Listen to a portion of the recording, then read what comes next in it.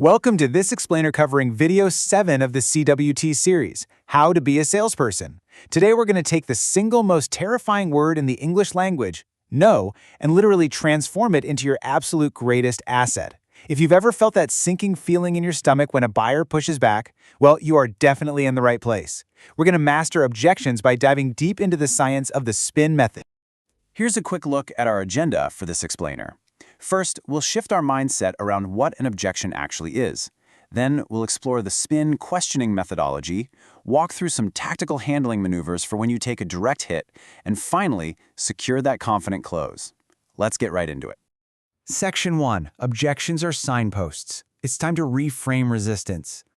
To completely reframe how we perceive buyer resistance, we really need to look at the stark contrast between amateurs and pros. Amateurs instinctively get defensive, right? They dodge friction, they flinch, or worse, they try to talk right past the buyer's pushback, just hoping it magically disappears. Professional reps, on the other hand, stay incredibly calm. They literally lean in, knowing that in complex B2B sales, friction isn't a failure at all. It's just a completely normal, absolutely necessary part of the decision-making process. And that leads to our core mindset shift. Objections are really just requests for more information. Think of them as signposts pointing exactly to where your buyer needs clarity. Honestly, if a prospect wasn't interested, they wouldn't even bother objecting. They just end the meeting. So an objection is actually a massive buying signal. It tells you exactly what hurdle you need to clear to win the business. Moving on to Section 2, the spin sequence. Let's uncover the root of the problem. So now that we're actually welcoming pushback, how do we uncover the root of an objection before it totally derails us? Well, this flowchart breaks down a methodology based on Neil Rackham's legendary research. He analyzed over 35,000 sales calls across 23 countries, and his findings were staggering. The old-school golden rules, aggressively pitching product benefits, actually backfire in major sales. Instead, the top performers use a very specific sequence of targeted questions to explore needs way before they ever offer their product as the solution. Let's see how this sequence builds chronologically. You start with situation questions, just basic fact-finding to understand their current workflow. Then you use problem questions to uncover specific dissatisfactions or bottlenecks. And here's the key. Once you find a problem, you don't jump straight to the pitch. No way. You move to implication questions, building urgency by exploring the financial and operational ripple effects of those problems. Finally, you ask need-payoff questions. These prompt the buyer to articulate exactly how solving that problem would benefit them. Let's look at some practical examples of these questions in action. Notice anything missing? We aren't talking about our product at all. We're acting as consultants. By the time you ask, if this bottleneck were eliminated, how would it free up your team? The prospect is actually selling themselves on the value of a solution.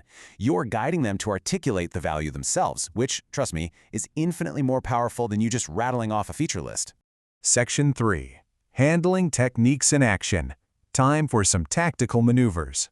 Because, let's be real, even with the most exceptional spin questioning, friction is inevitable. So, when a prospect fires a direct objection right at you, maybe about price or a feature you don't have, how do you maintain control without getting hostile or defensive? One incredibly effective technique for this is rephrasing the objection as a question. When you do this, you first acknowledge their viewpoint, which makes them feel heard, and that's huge, and then you clarify their meaning. Let's face it, it's way easier to answer a question than it is to overcome a hard, aggressive objection. Let's role-play a classic price objection. The buyer looks over your proposal, sighs, and says, "I don't know, your price is just higher than your competitors." Now, instead of panicking or immediately throwing out a massive discount, you put your coach hat on. You say, "I can appreciate that. You want to know what particular benefits my product has that make it worth its slightly higher price? Is that correct?" You've validated their concern, you haven't been adversarial at all, and you just smoothly pivoted that resistance right into a collaborative conversation about value. All right, our next maneuver is called the boomerang method. This is a tactic that requires some quick thinking and really deep product knowledge. You are literally going to take a buyer's exact hesitation and flip it so that it becomes your primary selling feature. Imagine you're a wholesale drug salesperson, like in the classic McKesson and Robbins example, and you're selling prescription medicine containers to a pharmacist. The pharmacist handles the bottle, frowns, and gives you this pushback. They look nice, but the top seem way too hard to remove. You don't apologize for the tight lid. Nope, you boomerang that exact perceived flaw as a life-saving feature. You say, yes, they are hard to remove. That's because they're child-proof. Isn't that exactly what you need? Boom. You've instantly turned their objection into the absolute reason they must purchase. It's a brilliant pivot. Section 4. Securing the close. Let's talk about leading the buyer. To successfully close the deal, you've got to be aware that buyers sometimes hide behind stalling objections. When they say, I need to think it over, well, that's rarely the whole truth. They might be worried about implementation, or maybe they don't actually have budget authority, but they don't want to admit it to you. You have to use targeted questions to smoke out the real, hidden issue. Asking things like, what would it take to convince you? Or, there must be a good reason you're hesitating. What is it? Allows you to isolate the real problem so you can actually secure the deal. Remember, closing is not about aggression or trickery. As we saw from the data on top performers, reps who consistently close deals don't push, they lead. If you've done your spin questioning correctly and you've treated their objections as helpful signposts along the way, a confident close is just a natural outcome. You're simply guiding the buyer through their own signposts until the purchase is literally the only logical next step to solve their problem.